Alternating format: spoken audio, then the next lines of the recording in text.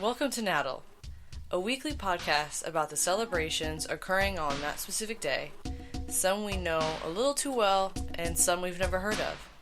Let's learn something new, eat yummy food, and have a good time.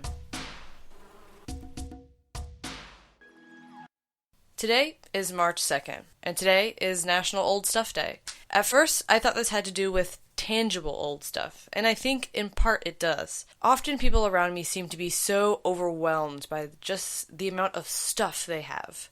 When we're helping out a friend or a family member clean out their things, to try to spring clean, as we call it, we can't seem to understand why they're so attached to this popcorn holder that they haven't used in a couple of years. But when it's our popcorn holder, we are just bombarded by all the memories that we had, even if the memory was just one. Just that one time that I sat with my boyfriend or my girlfriend, or I sat with my friends, or just by myself and watched a great movie and grabbed out popcorn from that popcorn holder. I mean, we forget when we're not the person in the shoes. But when it's our stuff, even a crumb on the floor can seem like the most important thing in the world.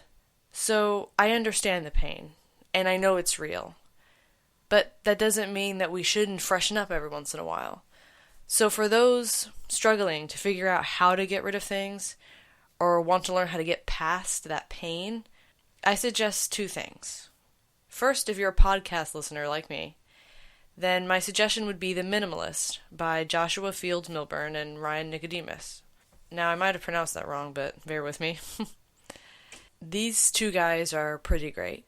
They kind of show you the light without making you feel ridiculous for being attached to certain things. They understand that everybody is in different positions. Some are single and some have families of 5. So everyone's different, and their episodes, vary to see in which way it may fit your needs. Or you can read the very popular book by Japanese author Marie Kondo. She wrote The Life-Changing Magic of Tidying Up. Now, some people would call her an organizing revolutionary. I personally have never read her book, but I've been hearing her name on so many different podcasts. And I think what makes her so great to readers is that she seems to understand that pain versus just kind of nonchalanting, being dismissive about your items that you hold dear. But at the end of the day, if you don't need help tidying up, or you just simply don't want to, I would suggest to at least go back and appreciate the old things you have worn, touched, or things you just haven't looked at in a while. I personally don't keep a lot of things, so the things I have mean a lot to me.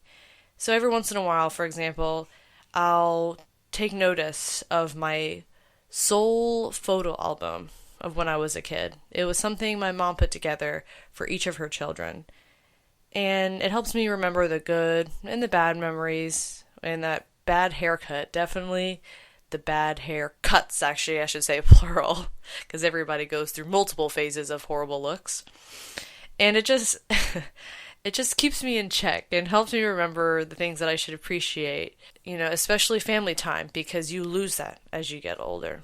But I think today specifically, National Old Stuff Day again, is more about getting rid of the saying, same old, same old.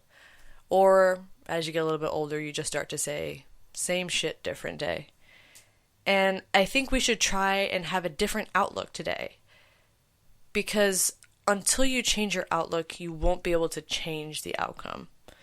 Now, for years, I've been dying to do something creative, to write a song, make a movie, create a card game, travel the world, and you know what, even make a podcast.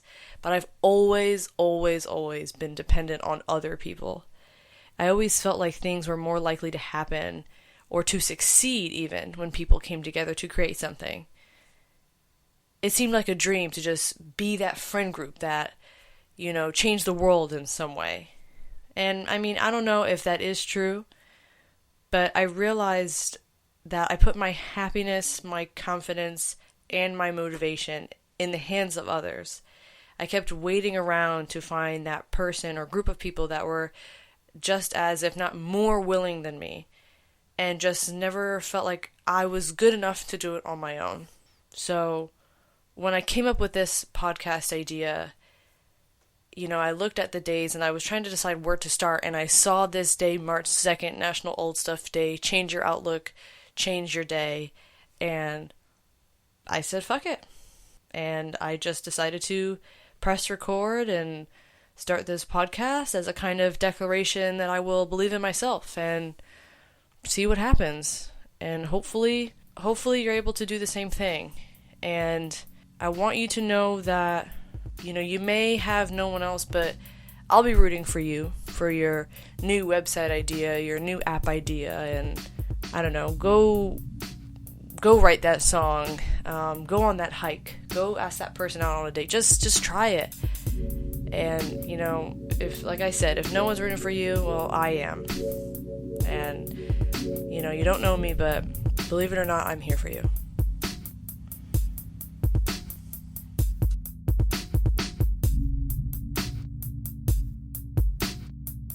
What's funny is as I'm recording this episode, I finish and I hit stop, and right then my computer decides that it wants to update and restart, and probably it warned me, but I wasn't paying any mind to it. And as I'm waiting for it to, update and restart and come back to me, I'm just sitting here waiting, and immediately, all the negative thoughts come back rushing to me, and I said, maybe I'll just say forget this and go play Rocket League or something. But I just sit here and I wait, and I watch it 10%, 20%, 80%, 100%. And once it finishes, with all my shaky nervousness and the lack of confidence, I managed to get through it. And it was really, really, really difficult. And just wanted to share that with you all. It's scary as hell, but you can do it. Well, I definitely hope that you enjoyed today's episode. This should be one of many more to come. Feel free to subscribe. If you want to contact me, you can always send me an email at natlpodcast@outlook.com, natlpodcast@outlook.com. Thanks for listening.